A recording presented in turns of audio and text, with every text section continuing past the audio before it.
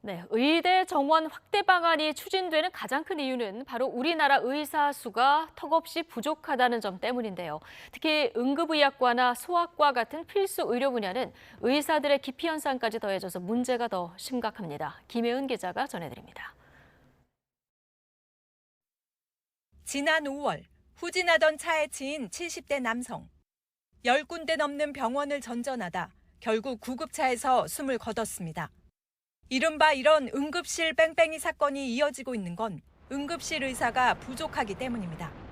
실제로 2018년부터 5년 동안 119 구급대가 환자를 다른 병원으로 이송한 가장 큰 이유는 전문의가 없어서였습니다.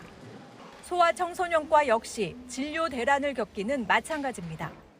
올해 상반기 소아과 전공의 확보율은 20%, 대학병원의 76%는 소아과 전공의를 한 명도 확보하지 못한 겁니다. 병리과나 흉부외과, 산부인과 등도 모두 전공의가 부족합니다. 수입이 보장되는 피부과나 안과, 성형외과가 몇 년째 전공의를 100% 확보한 것과 상반됩니다. 하지만 의대 정원을 늘린다고 해서 이 같은 쏠림 현상이 해소되지 않을 거라는 게 의사협회 지적이고 정부도 공감하고 있습니다.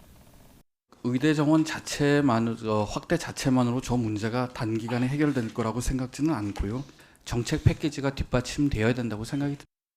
이에 따라 정부는 필수 의료에 국한해 의료 수가를 인상하는 방안을 검토하고 있는 걸로 전해졌습니다.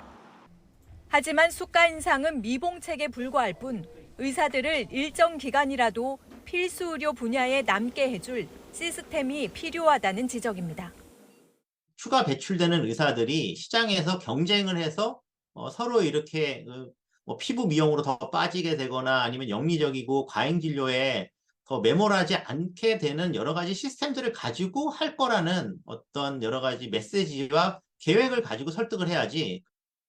일단 정부가 이번 주 발표할 필수 지역의료 공백 해소를 위한 대책이 주목되는 이유도 여기 있습니다. YTN 김혜은입니다.